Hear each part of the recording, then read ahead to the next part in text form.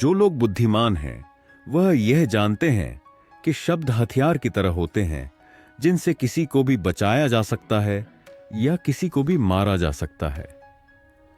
अब आप सोच रहे होंगे कि शब्दों से किसी को मारा कैसे जा सकता है, तो जरा सोचिए, ज्यादातर आत्महत्याओं के पीछे किसका कारण होता है? किसी के पति ने कुछ कहा, किसी के पिता ने कुछ कहा और उन लोगों ने आत्महत्या कर ली। यह आत्महत्या किसके कारण हुई? वह पीड़ित के मन को इतना दुखी कर गए कि उसके मन से वह दुख सहना और ज्यादा बर्दाश्त करना नामुमकिन हो गया और इसी वजह से उन्होंने आत्महत्या कर ली। ऐसे ही आपके शब्द किसी को नया जीवन प्रदान कर सकते हैं। जब कोई आदमी उदास होता है या दुखी होता है तो आपके शब्द उसमें एक नया जोश, एक नया उत्साह भर सकते हैं और एक हारा हुआ आदमी अपने जीवन में एक नई शुरुआत कर सकता है, सिर्फ शब्दों के माध्यम से, हमारी वाणी के माध्यम से। तो अब तक आप ये तो समझ ही गए होंगे कि हमारे शब्द हमारे जीवन को किस तरह निर्धारित करते हैं, शब्दों में कितनी ताकत होती है और किसी से बात करते वक्त हमें कितनी सावधानी से अपने शब्द बोलने चाहिए। आज जो बौद्ध कहानी मैं आपको सुनाने वाला हूं, उसमें आपको सीधे तौर पर कुछ ऐसे तरीके पता चलेंगे, कुछ ऐसी परिस्थितियां पता चलेगी जहां पर आपको हमेशा चुप रहना चाहिए। कुछ परिस्थितियों में अगर आप कुछ नहीं बोलेंगे तो वही आपके लिए सबसे ज्यादा बेहतर होगा। इससे पहले कि आप इस कहानी में खो जाएं, इस इंस्पायर्ड गुरु चैनल को सब्सक्राइब जरूर कर लें। तो चलिए कहानी शुरू करते हैं। एक बार की बात है, एक युवा लड़का एक बार एक बौद्ध भिक्षु के पास पहुंचा। वह काफी परेशान लग रहा था और उसने बौद्ध भिक्षु से जाकर पूछा कि हे महात्मा, मैं अपने आप से परेशान हूं, अपने आप से दुखी हूं। बाहरी रूप से मुझे कोई दुख नहीं है, मैं धन धान्य संपन्न हूं, मुझे कोई शारीरिक रोग भी नहीं है, लेकिन मैं खुद से परेशान रहता हूं, अपने मन से परेशान रहता हूं। अक्सर मेरी बातों को मेरा कोई भी दोस्त गंभीरता से नहीं लेता है और ना ही मेरे परिवार के लोग मेरी किसी बात को गंभीरता से लेते हैं। मैं जो कुछ भी सलाह देता हूँ या तो वह उसे मजाक में उड़ा देते हैं या फिर उसे गंभीरता से लेते ही नहीं है। मेरी बातों को कोई गंभीरता से क्यों नहीं लेता है? क्यों मेरी बातों पर कोई अमल नहीं करता? क्यों मेरी बातों में कोई रुचि नहीं दिखाता? क्या कारण है? कृपया मुझे बताने का कष्ट करें और मेरे मन के इस दुख को दूर करें। यह सुनकर बौद्ध भिक्षु ने कहा कि आज सुबह मैं चालित ध्यान करके वापस आ रहा था। रास्ते में कुछ कौवे काव काव कर रहे थे और वहीं पर जब मैं चलता हुआ कुछ दूर आया तो मुझे एक मोर की मधुर आवाज सुनाई दी। यह सुनकर अचानक मेरे मन में ख्याल आया कि कौवे कितना काव काव करते हैं, कितना बोलते रहते हैं, लेकिन कोई भी प्राणी कौवे की आवाज को पसंद नहीं करता। मोर हमेशा सही परिस्थिति के हिसाब से बोलता है। जब भी बारिश होने वाली होती है और बादल गरजते हैं और बारिश होने की आशंका होती है, ऐसे में मोर अपनी मधुर आवाज में गाता है जो सभी को प्रिय होता है, सभी को अच्छा लगता है। ऐसे ही अगर इंसान सही परिस्थिति के हिसाब से सही शब्द बोले, सही वाणी बोले, तो वही वाणी दूसरों के लिए संगीत हो जाती है, संगीत बन जाती है और दूसरे लोग तुमसे सम्मोहित हो जाते हैं और वहीं पर तुम्हें सब लोग गंभीरता से लेने लगते हैं।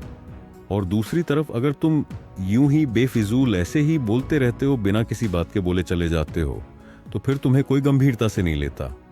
तुम उस कौवे की भांति हो जाते हो जिसकी वाणी कोई पसंद नहीं करता और बाद में तुम्हें दुख होता है कि तुम्हें कोई गंभीरता से क्यों नहीं लेता।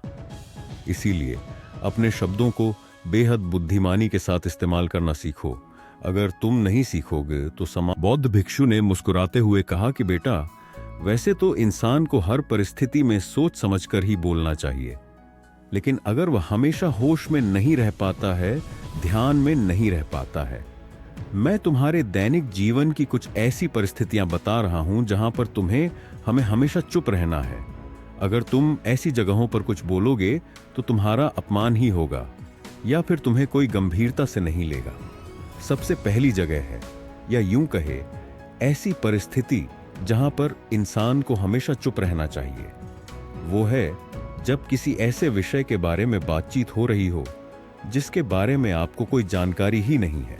तो ऐसी परिस्थिति में व्यर्थ में बीच में टान अड़ाना व्यर्थ का ज्ञान देना आपको कुछ पता नहीं है, लेकिन फिर भी आप अपना ज्ञान देने के लिए उत्सुक हैं, तो ऐसी जगह पर आपका अपमान ही होगा। जरा तुम खुद सोचो, जब कोई बीमार आदमी अपनी बीमारी के बारे में चर्चा कर रहा हो और आपको उस बीमारी के बारे में कोई भी ज्ञान नहीं है, लेकिन फिर भी आप व्यर्थ में, बेकार में उसे ऐसी ऐसी औषधियां बता रहे हैं जिनका उसकी बीमारी से कोई तालमेल ही नहीं है, तो ऐसे में आप अपनी प्रतिष्ठा अपने हाथों से खो रहे होते हैं और आपको पता ही नहीं होता। ऐसी परिस्थिति में आदमी को हमेशा सुनना चाहिए। ध्यान से सुनना भी एक कला होती है। अगर आप सुनने का दिखावा करेंगे तो कहीं ना कहीं सामने वाले आदमी को यह एहसास हो जाता है कि यह मेरी बात पूरे ध्यान से नहीं सुन रहा है।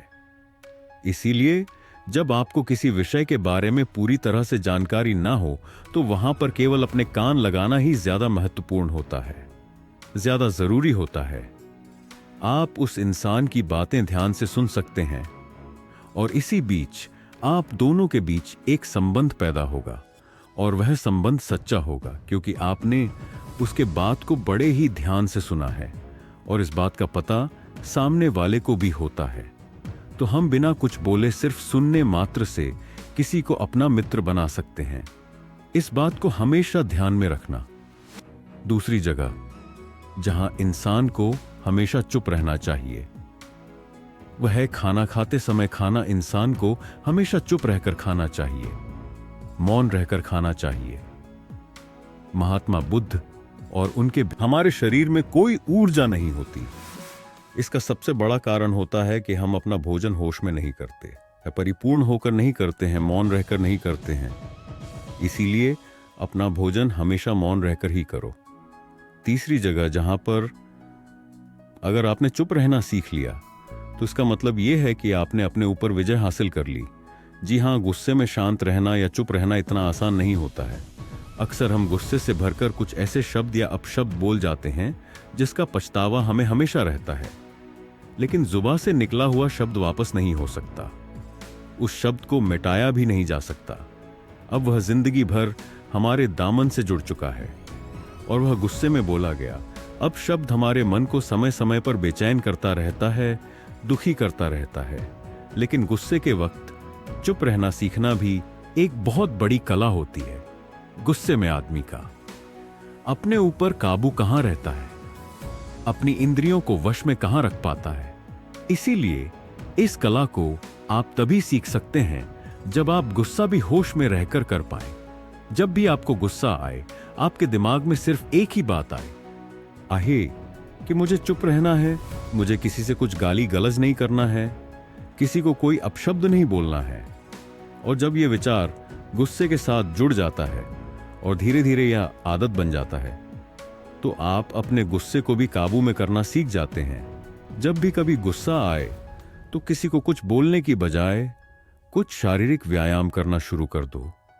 उछलना, भागना, दौड़ना, जिम करना, कुछ भी आप ऐसा व्यायाम कर सकते हो जिसमें आपका शरीर थक जाए। आप पाएंगे कि जब आपका शरीर थक जाता है तो आपका मन भी शांत हो जाता है। आपने उस गुस्से की ऊर्जा को एक सकारात्मक रूप दे दिया और यही बुद्धिमान व्यक्ति की पहचान होती है, जो दूसरों के तानों से भी अपना घर बना लेता है, अपनी कामयाबी के रास्ते निकाल लेता है। वही सच में बुद्धिमान आदमी है जो जहर को भी दवा बनाकर इस्तेमाल करना सीख जाए। वही असली बुद्धिमान होता है। चौथी जगह जहां आप चुप रहेंगे तो आपके लिए वही सबसे ज्यादा बेहतर होगा जब चार लोग आपस में बैठकर बातें कर रहे हो, कोई बैठक कर रहे हो। तो वहां पे जब चार लोग बात कर रहे होते हैं तो चारों लोग एक साथ तो बात कर नहीं सकते। एक बार में एक व्यक्ति बोलेगा और तीन सुनेंगे, तभी वह बैठक कामयाब हो पाएगी, तभी वह चर्चा सही रूप में आगे बढ़ पाएगी। लेकिन अगर कोई आदमी ऐसा बैठा हुआ है जो बीच में ही दूसरे की बात काटकर अपनी बात को ऊपर रखना चाहता है, तो ऐसे में वह चर्चा या वह बैठक आपको कहीं नहीं पहुंचाएगी और चारों लोगों के बीच आप सबसे मूर्ख कहलाओगे। अगर आपको अपनी बात कहनी है तो सामने वाले को अपनी बात पूरा करने दो, उसके बाद अपने विचार रखो। यही एक भद्र पुरुष या फिर कहे अच्छे आदमी की पहचान होती है। और आखिरी जगह अगर हमारे माता पिता हमें कुछ कह देते हैं, हमारे बड़े बुजुर्ग हमें किसी बात पे डांट देते हैं या हमें थप्पड़ भी मार देते हैं, तो ऐसी जगहों पर आपका चुप रहना ही उनके प्रति सम्मान दिखाएगा, उनके प्रति आदर का भाव व्यक्त होगा। अगर आप उनके सामने उनका विरोध कर देते हैं, उनका प्रतिरोध कर देते हैं, तो वह गुस्सा तो थोड़ी देर बाद शांत हो जाएगा, लेकिन वह कही गई बात, वह विरोध किया हुआ शब्द या फिर कुछ भी उल्टा सीधा हमेशा आपके मन को सताएगा और आपके माता पिता को हमेशा यही लगेगा कि यह हमारी इज्जत नहीं करता, हमारी बात नहीं मानता, क्योंकि ये कमाने लग गया है, ये बड़ा बन गया है। ऐसी ऐसी बातें उठेंगी, ऐसे ऐसे तंज कसे जाएंगे। इसीलिए ऐसी जगह पे आप मौन रहिए, चुप रहिए, कुछ मत बोलिए, अपने गुस्से को अपने अंदर ही पी लीजिए, कुछ व्यायाम कर लीजिए, भाग लीजिए, दौड़ लीजिए, आपका मन अपने आप शांत हो जाएगा। आखिर में बौद्ध भिक्षु ने अपनी बात को खत्म करते हुए कहा कि कम शब्दों में अपनी भावनाओं को उतारना सीखो। शब्द हथियार की तरह होते हैं। बोलो तो होश में बोलो, ध्यान में बोलो। जीवन शैली ऐसी बना लो कि आप जब भी बोलो पूरे होश में रहकर बोलो, पूरे आनंद के साथ बोलो, पूरे प्रेम के साथ बोलो। ऐसी वाणी बोलो जो दूसरे के दिल को ठंडक पहुंचाती हो, दूसरे के मन को भी शांत कर देती हो। और वह तभी संभव है जब आप प्रतिपल होश में रहकर बोलेंगे। इसके बाद वह युवा लड़का बौद्ध भिक्षु के सामने नतमस्तक हो गया और उनको प्रणाम करते हुए अपने घर वापस लौट गया। उम्मीद करता हूं कि यह कहानी आपको जरूर पसंद आई होगी। पसंद आई हो तो अपने दोस्तों के साथ शेयर जरूर करें और चैनल पर नए हैं तो इंस्पायर्ड गुरु चैनल को सब्सक्राइब जरूर करें, ताकि आपको जिंदगी में बहुत कुछ करना बाकी है। याद रखें, आपकी जिंदगी आपके हाथों में है। इंस्पायर्ड गुरु जिंदगी का सफर।